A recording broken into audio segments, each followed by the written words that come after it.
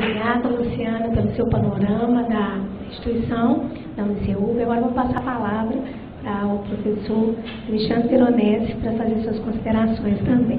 Obrigada, professor. Bom dia. Obrigado, Adriana, pelo convite.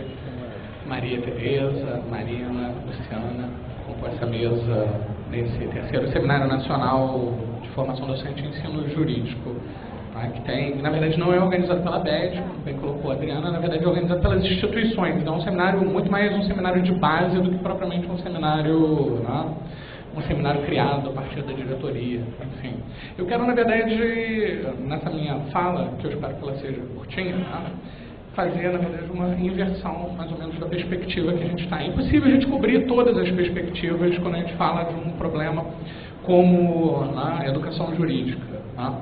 E apesar da fala estar colocada no que queremos para o curso de Direito, né, no fundo eu quero trazer uma perspectiva que fale de como esse curso de Direito interage com instâncias externas e, digamos assim, a gente poderia dizer superiores no caso da administração central de uma instituição, não? Ou seja, né, como esse curso de Direito ele orbita um universo maior, né, diferente da fala das colegas que me antecederam, né, que eu não teria muito o que adicionar, porque elas focalizaram muito bem esse problema interno dentro do curso de Direito, né, ou seja, como a gente gere, inclusive a Luciana que acabou de fazer uma radiografia, né, em várias etapas do curso do CEUB para mostrar para a gente como é que é um curso de Direito pleno que está repensando um projeto pedagógico. E aí, para fazer essa análise, primeiro vou dar um informe, né, mais ou menos do que foi discutido, né, e do problemão que foi discutido na comissão criada a partir da insurgência da Ordem dos Advogados do Brasil em relação à regulação nacional, né, ou seja, né, a tentativa de construção de um novo marco regulatório para a educação jurídica. Depois eu vou falar sobre esse probleminha, né, da regulação numa perspectiva um pouquinho mais ampla, né, ou seja, pensar modelos com mais regulação e interveniência estatal e modelos, né, e os dilemas que isso, né, poderia nos trazer. Dilemas com menos regulação estatal, né, ou seja, essas duas perspectivas. E, por último, falar um pouquinho da nossa trajetória brasileira em relação a esses dois grandes modelos, né, com mais regulação e menos regulação, né, e usar um pouquinho um exemplo não só da UNB, mas assim, também da Universidade de São Paulo, como a gente criou a universidade no Brasil de uma forma tardia e isso até hoje é um problema. Então, primeiro fazer esse informe. Né? A comissão que foi constituída, na verdade a Câmara Consultiva Temática, né, no âmbito do PARES, que é o Programa de Aperfeiçoamento da Regulação da Educação Superior, no CERN da Secretaria de Regulação da Educação Superior no Ministério da Educação, produziu um parecer, né, produziu um relatório, e esse relatório foi encaminhado, né, para o ministro, para que ele seja debatido. A tendência é que quando esse relatório ele alcance o Conselho Nacional de Educação, que, na verdade, quem cria essa regulação de uma forma geral e isso é uma dinâmica que a gente eventualmente não tem, é o Conselho Nacional de Educação. O Conselho Nacional de Educação ele é dividido em duas câmaras, uma Câmara de Ensino Superior e outra de Ensino Básico, e é esse órgão sediado em Brasília, que nem fica nem no Ministério, ele fica ali na L2, quase do lado do IDP. Né? Esse órgão, né, ele tem relativa autonomia para construir a sua regulação, apesar de que o ministro, né, homologa os pareceres, mas ele é um órgão mais do que consultivo, ele realmente é um órgão deliberativo e aberto e tem grande apelo para a área de educação, no sentido geral, de ter interveniência. Para vocês terem uma dimensão da importância desse órgão, uma das postulações centrais dos colegas que fazem parte da Comissão Nacional de Educação Jurídica, óbvio, isso tendencialmente nunca vai ser abarcado pelo Ministério da Educação, porque, na verdade, isso exige mudança legislativa, né? Mudar a lei que estrutura esse órgão, o Conselho Nacional de Educação, de que a Ordem dos Advogados do Brasil indique um representante com cadeira cativa nesse colegiado. O que é uma discussão um pouco estranha, né?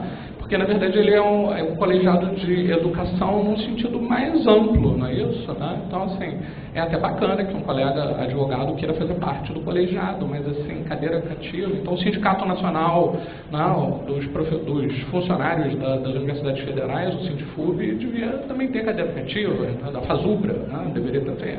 a gente começa, é um tipo de regulação diferente, corporativa, né? Assim, aí a gente volta para uma etapa de regulação corporativa do mundo social que eu não sei, entendeu? Isso tem que ser objeto de deliberação legislativa, isso não é uma discussão para se ter, né, numa outra chave, né? Tem que ser debatido pelo Congresso Nacional. Então, faça uma proposição de lei e vai discutir no Congresso Nacional, que é um bom debate para isso, né?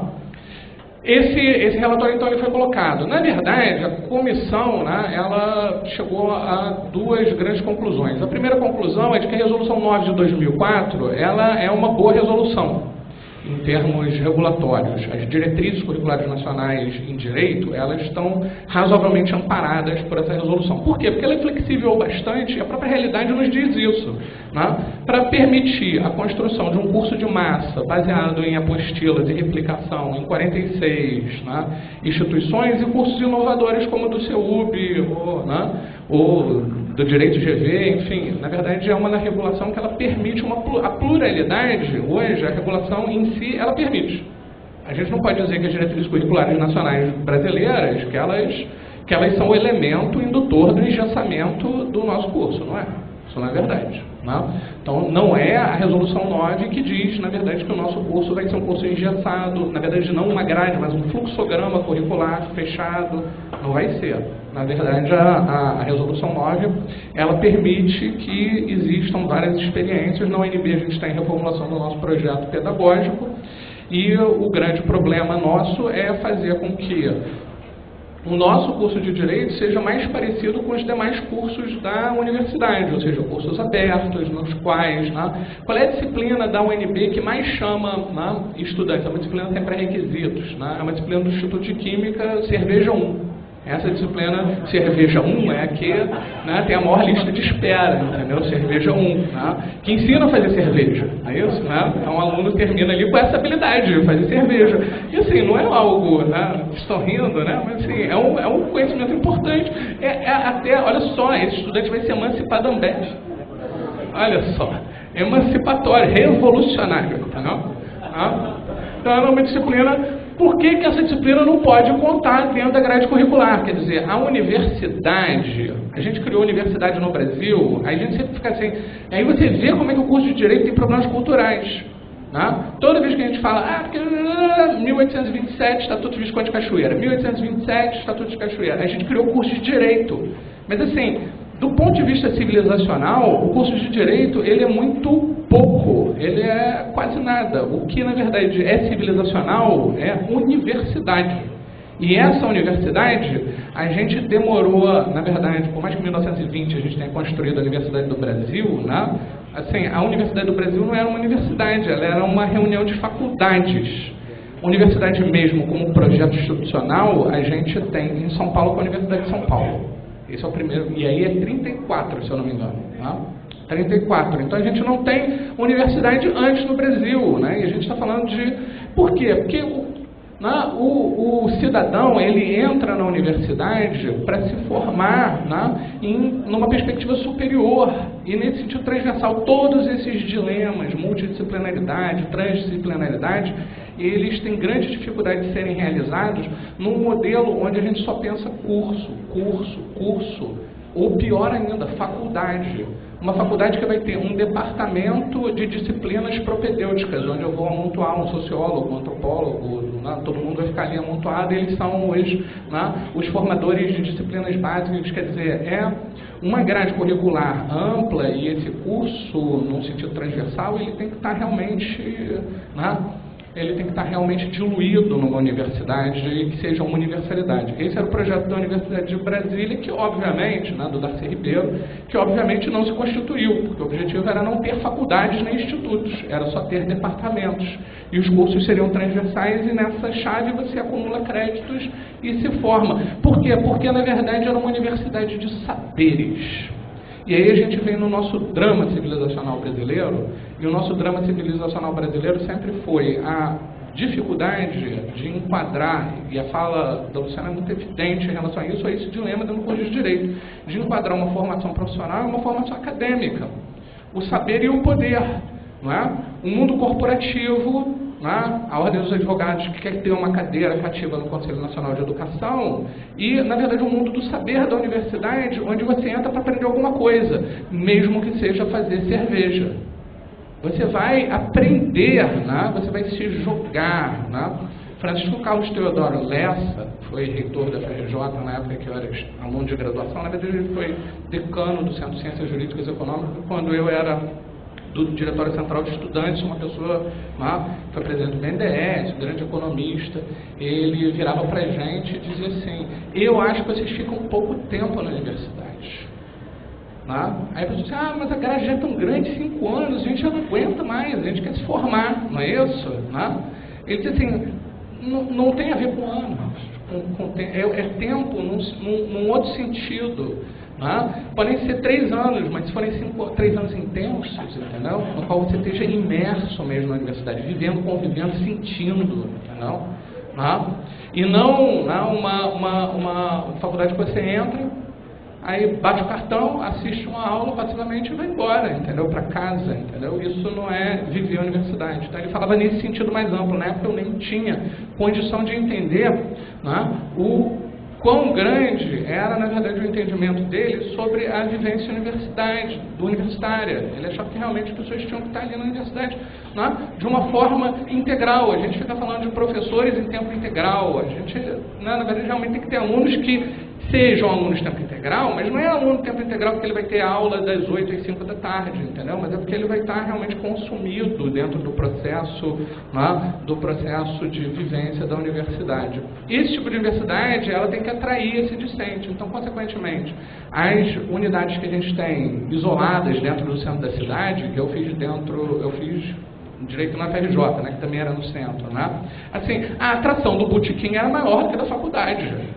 É claro, entendeu? Você está no centro da cidade, não é isso? A praça é mais interessante, O campus tem essa coisa de você viver dentro da universidade, e estar ali, poder ir. Os alunos da UNB, eles têm um campus grande, Santa Maria, falava a Ângela de Pino, pediu desculpas por não poder ver, os alunos ficam debaixo das árvores, no campus, tem uma outra, lendo. Isso é viver a universidade nesse sentido mais amplo, convivendo no ambiente universitário. As unidades isoladas, você realmente se perde mais no âmbito de uma outra experiência sensorial, que é a experiência vivencial, que é a experiência da cidade. Então, assim, a gente tem esse problemão de origem, como a gente sai dele? Porque quando a gente fala, vamos fazer um projeto político-pedagógico emancipatório, ou novo, ou inovador, é difícil da gente conseguir fugir das demandas, não são das demandas do mercado, não são das demandas dos escritórios, não são das demandas do mundo complexo, são as demandas, na verdade, dos aparelhos de poder que existem na nossa vida social, Assim, é difícil a gente fazer ou permitir que o estudante siga. Primeira crítica que era feita à grade da FGV Direito São Paulo e Rio, que eram grades mais abertas, não tinha essa perspectiva, esse aluno vai se dar mal no mercado, esse aluno não sabe processo civil, esse aluno vai passar na prova do OAB. Eram essas as críticas. O que mostra que o mundo corporativo, ou essa noção nossa, ele se transmuda numa dinâmica profissional. As outras corporações, além da OAB, acham que tem que também ter o seu quinhão de dizer o que nós temos que, o que a gente vai fazer para emancipar um cidadão. Quer dizer, que não é emancipar um cidadão, é para formar um profissional para eles. A gente fez uma pesquisa sobre concurso. Assim, na França, o cara vai aprender a ser magistrado, eu sempre falo isso. Qual é o requisito para se inscrever no concurso? Qual é o requisito para ser juiz na França, em termos de bacharelado? O que vocês acham? Bacharel em Direito, claro, Não, errado. Bacharel em qualquer área. Bacharel em qualquer área. Desde que o cara passe, porque a pressuposição é de que ele vai aprender a ser juiz na escola da magistratura. Ele não vai aprender a ser juiz na faculdade de Direito. Entende? Então, assim, aí a gente chega e diz assim, ampla acessibilidade aos cargos públicos. Ora, esse é um modelo de ampla acessibilidade aos cargos públicos. Tem um bacharelado, que é uma formação cidadã necessária, superior, e passe numa prova. Não é isso? Então, enfim, são maneiras diferentes de regular. Quando eu falo em mais regulação e menos regulação, é porque, assim, normalmente a gente está pensando em mais regulação estatal e menos regulação estatal. O problema é que quando a gente chegar em modelos de menos regulação estatal, o ensino jurídico nos Estados Unidos é muito ou pouco regulado. Alguns vão te dizer que é pouco regulado. Todavia, ele é muito regulado pela American Bar Association, que credencia, né? Ela acredita, né? Eles falam acredita, né? Acreditação, né? Que é a mesma coisa que credenciamento. Né?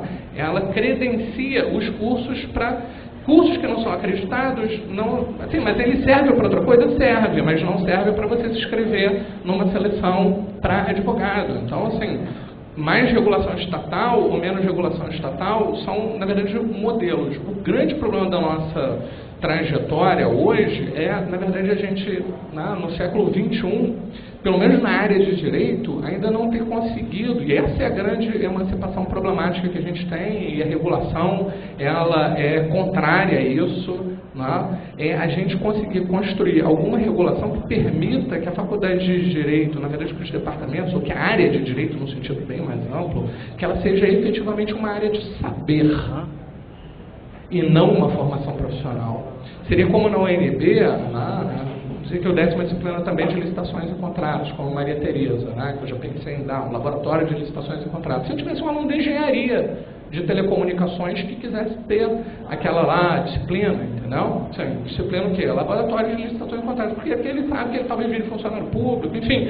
Ou seja, que as minhas disciplinas, o que eu não seja demandado, né, somente pelo meu curso. Então, é a gente sair da perspectiva do curso e ir para a perspectiva da universidade, e que a regulação me permita isso.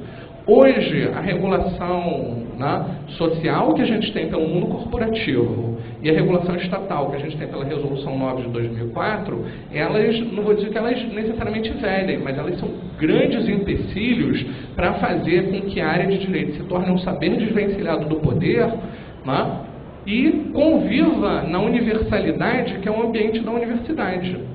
O dilema, e aí eu pergunto para... No fundo, né, a pergunta que eu farei para vocês, né, assim, mas o que nós queremos do curso de Direito? Né? É de que o curso de Direito não seja mais um curso autocentrado nesse sentido formativo, e que ele seja, na verdade, né, ele diluído no âmbito de uma universalidade, né, e que o professor de Direito, na verdade, ele possa ser emancipado. Né? Porque a gente só está falando dos alunos, né? Como se os alunos fossem os objetos, não é isso? Os alunos são os objetos do nosso objetivo de formá-los, né? Mas assim, o professor, né, ele tem que se emancipar. A gente hoje, né, os professores de direito, eles são escravos dessas diretrizes e impedidos, no fundo, às vezes até fisicamente, por não estarem no campus, né, impedidos de conviver com estrangeiros, né, metecos, alienígenas, né? O Joaquim Falcão, só para terminar isso, né, ele contava a história, que eu achava uma história ótima, né, de quando o Gilberto Freire foi dar uma palestra na Faculdade de Direito de Recife, né, e o Gilberto Freire chegou na Faculdade de Direito de Recife para dar uma palestra, já era um grande nome, não é isso? Né? E imediatamente na hora que ele chegou, os alunos da Faculdade de Direito de Recife tinham colocado uma faixa grande, escrita assim, fora meteco. Meteco é estrangeiro, não é isso em grego? Né? Assim, fora estrangeiro, do tipo, na Faculdade de Direito de Recife só fala jurista. E você não é jurista porque você é antropólogo, não é isso? Quer dizer, isso não foi lá nos longevos inícios do século XIX, ainda a Faculdade de Direito de Olinda, então assim, já existia uma discussão mais avançada. Enquanto isso, né, no mundo, né, estamos fazendo trabalhos, né, sensacionais em antropologia do direito, não é isso? Né? Assim, e a gente estava, né, com esse problema. A questão é talvez pensar nessa fala do professor Joaquim Falcão, né, e imaginar o quanto, na verdade, nós não saímos desse paradigma do fora meteco, entendeu? Faculdade de Direito da UF, uma dificuldade tremenda, né, para fazer um concurso para teoria do direito, no qual não fosse exigido bacharelado em direito do professor. O professor que esteve na banca presidindo, né, pediu a nulidade desse concurso, porque disse que era uma agente, isso é um problema, porque você era um presidente, terminou, chegou no resultado, não gostou do resultado, disse que é nulo, então eu vou abrir um processo disciplinar contra você. Aí ele, não, aí assim, é claro, né, com bom senso, né, mas isso é uma maluquice, Não é isso? Porque, na verdade, é essa lógica de fora meteco. Numa faculdade de Direito só pode falar jurista. Né? Na UNB, o meu concurso foi o primeiro concurso no qual não se exigiu doutorado em Direito. Né? É um concurso de teoria social, ainda bem. Né? Mas a UERJ, no Rio de Janeiro, fez um concurso para Sociologia de Direito que os requisitos de investidura no cargo eram bacharelado e doutorado em Direito. Se você é um sociólogo do direito formado em sociologia, nem doutor em sociologia, você já estava excluído ad limine. Então, assim, é isso, é esse sentido que tem que ser rompido.